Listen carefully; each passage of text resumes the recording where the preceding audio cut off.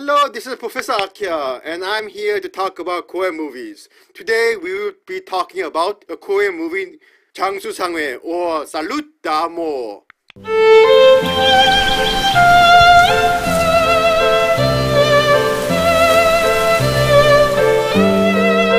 학교들 안 가고 뭐 들어가는 게야?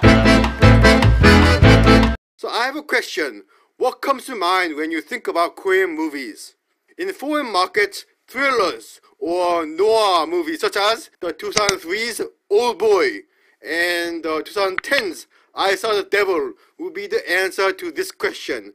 However, this is not particularly true for the home market here. Those movies, as they are in places like America, are more niche art house movies in Korea that somehow sparked the public interest. However, lightning does not strike that frequently. It is very rare that what grabs the interest of foreign cinephiles do the same for mainstream moviegoers in Korea also. In fact, even in the Korean box office, what garners interest in the mainstream moviegoers are what you would expect to do the same in Hollywood, but in the Hollywood of the early 90s. This includes romantic comedies, goofy comedies, cop action and comedies. However, there is one movie genre that has been very important to the Korean box office. I am talking about romance movies. Cheesy, sappy, sentimental mush romance movies have been the backbone movie genre of the Korean movie industry since the mid-90s Korean movie renaissance. Almost every year there was at least one huge hit in this genre. However, recently this genre has been on a downhill trajectory as the Korean movie industry is in flux and is lost in the wilderness looking for a future direction. As a result of this search, there is a strong resurgence of the 60s or 70s nostalgia going throughout the movie industry. Romance movies are no exception to this cultural trend. Salut D'Amour or 장수상회 can be said to be a result of this mixing. How would I describe Salut D'Amour or 장수상회? If you have seen a few Korean romance movies, you would say that they are rather close to Nicholas Sparks' movie, but without the southern charm, the Caucasian focus, and the obsession about bodies of water. Salut D'Amour is mostly a standard movie in this genre, but with a few rather odd additions. I would describe it as the elder citizen portion of Nicholas Sparks' The Notebook from 2004 meets Stutter Island from 2010 starring Leonardo DiCaprio. Weird, isn't it? This movie is one of those stories romance writers do when they want to do something more challenging, but do not actually want to put in the effort into it. So, what you get is Nicholas Sparks' The Safe Haven from 2010. So let's talk about the plot. This movie is centered on this cranky, get-off-my-lawn old man who lives alone. Every day he wakes up, makes breakfast, goes to work at the local supermarket while being cranky to everyone. It seems that the only friend he has is his old Korean Marine buddy who also seems to be alone and is missing not so few marbles upstairs. One day, an elder lady with her daughter, who is all grown up, moves in across the street, and the old man seems to be interested in her. Thus, with the help of the people around him, wacky people, the old man seems to succeed in your standard meet-cute scene, and the dating montage ensues.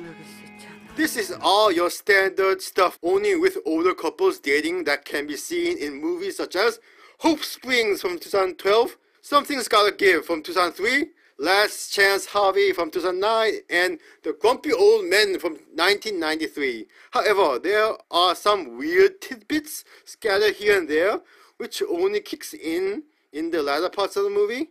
This is where the Sutter Island angle comes into play, that I will not totally spoil.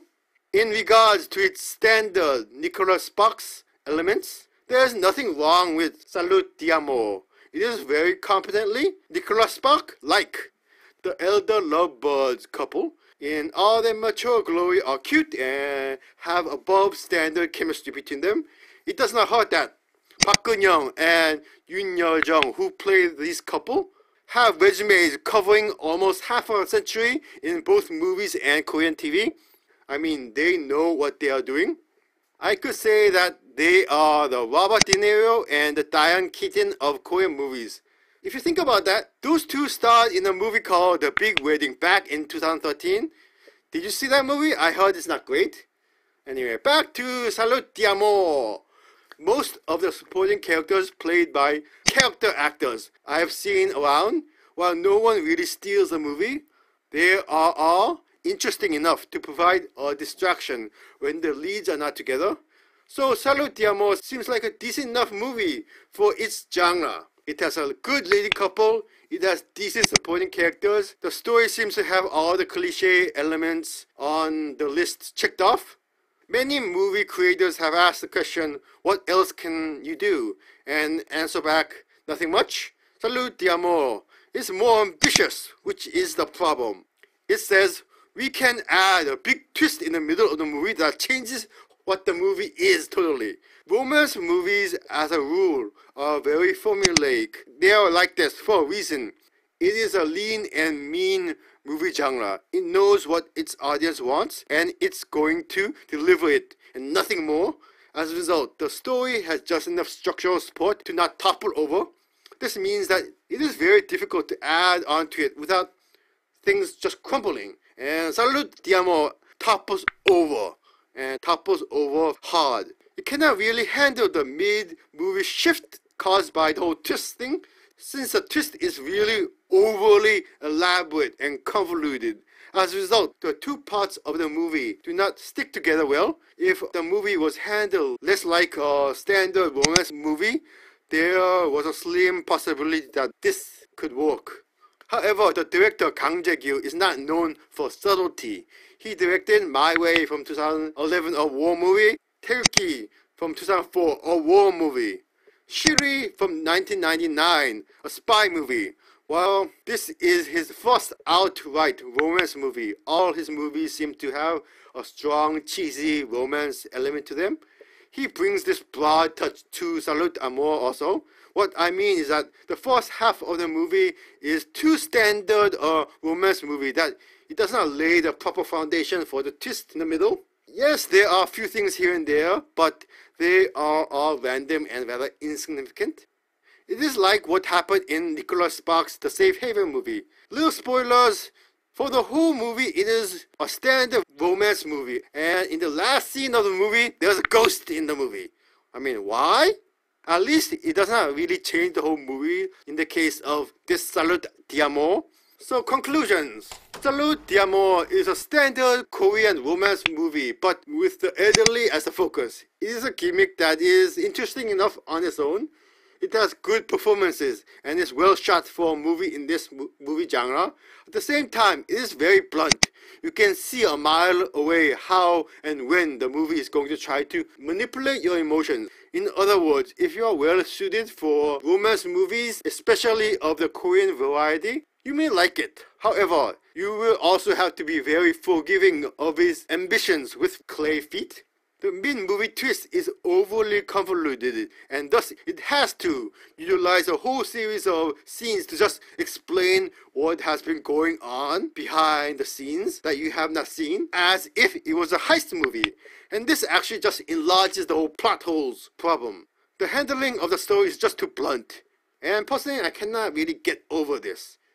Many Korean drama lovers, in contrast, may not have this problem, considering that many of those shows are far more convoluted than this movie. As a side note, the Korean title can be translated into the Jangsu market. This is irrelevant to the overall plot of the movie. I just dislike the titling practices of Korean movies. In any case, that's just a rant. I give this movie a grade of C or 4.5 out of 10.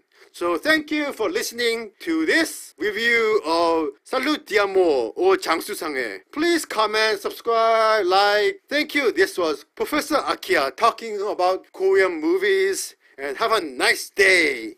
Watch movies.